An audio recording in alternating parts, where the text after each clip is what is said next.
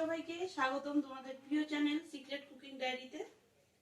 আমি কাকলি আমার এই ছোট্ট রান্নাঘর থেকে তোমাদের জন্য নিয়ে এসেছি আবার মজাদার দারুণ রেসিপি। তাই তোমরা যদি রান্না ভালোবাসো অবশ্যই কিন্তু ভিডিওটা মিস করবে না, প্রথম থেকে শেষ পর্যন্ত কিন্তু ভিডিওর সাথে থাকতে হবে। চলো তাহলে দেরি না করে ভিডিওটা শুরু করছি। আজকে যে রেসিপিটি করব তার জন্য এখানে আমার লাগছে দুধ। এখানে 1 লিটার দুধ নিয়ে নিয়েছি। এখানে নিয়েছি কটা রসগোল্লা, এখানে নিয়েছি একটু গুঁড়ো আমুল দুধ আর একটু চিনি। মিষ্টিটা কম বেশি করে নিতে হবে, যে যেরকম পছন্দ করবে। এখানে একটা প্যান বসিয়ে দিয়েছি। এই প্যানের মধ্যে দিয়ে দেবো এই 1 লিটার দুধ। দুধটাকে কিন্তু জ্বালিয়ে বেশ ঘন করে নিতে হবে। দিয়ে দিচ্ছি দুধ।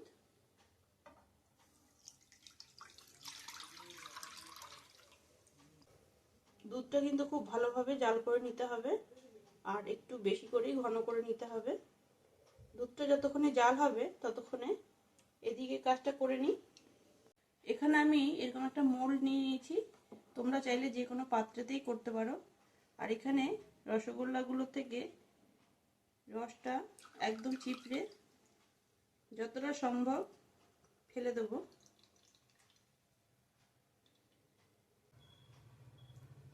এবার এই মোল্ডে নিয়ে নিচ্ছি। রসগোল্লাগুলো কিন্তু সব মোল্ডে নিয়ে নিয়েছি। এবার দুধটা জাল হওয়া পর্যন্ত ওয়েট করতে হবে। দুধ কিন্তু খুব ভালোভাবে ফুটে উঠেছে। এবার এর মধ্যে দিয়ে দেবো একটু গুঁড়ো আমল দুধ।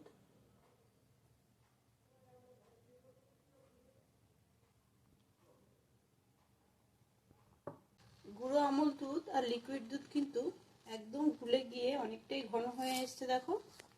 এবার এর মধ্যে দিয়ে দেবো একটু মিষ্টির জন্য চিনি।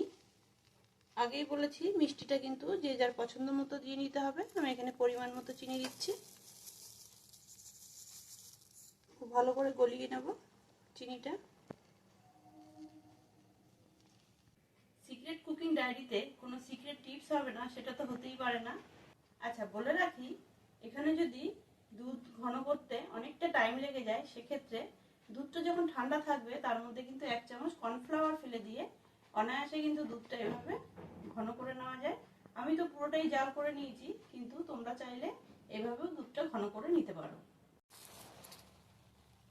এবার এর মধ্যে দিয়ে দিচ্ছি একটু ড্রাই ফ্রুট, একটু পেস্তা বাদাম কুচি। এটা অপশনাল, যদি না চাও দিতে হবে না। আমাদের কিন্তু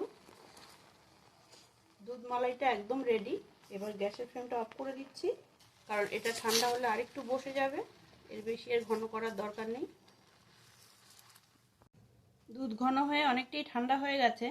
এপাশে আমি যেই রসগোল্লাগুলো রেখেছি তার মধ্যে কিন্তু এই মালাইটা দিয়ে দেবো।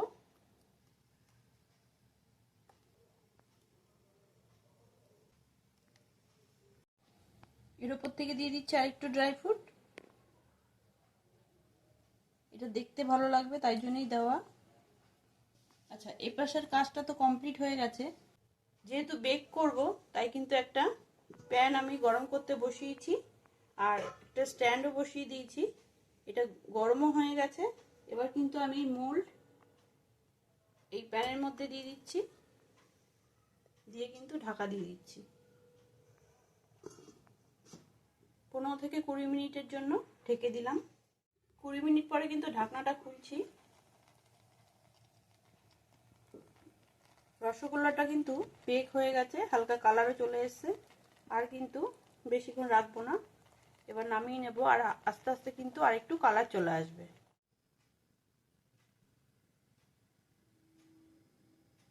খুব সহজেই কিন্তু তৈরি হয়ে গেল সামান্য উপকরণ দিয়েই বেক রসগোল্লা। আশা করছি ভিডিওটা তোমাদের ভালো লেগেছে। যদি ভিডিওটা ভালো লেগে থাকে লাইক করবে, শেয়ার করবে আর কমেন্ট করে অবশ্যই জানাবে। আর সিক্রেট কুকিং ডায়েরি চ্যানেলটি সাবস্ক্রাইব করে পাশে থাকবে। দেখা হচ্ছে এরকমই মজাদার রেসিপির সাথে নেক্সট ভিডিওতে। ততক্ষণ ভালো থাকবে, সুস্থ থাকবে।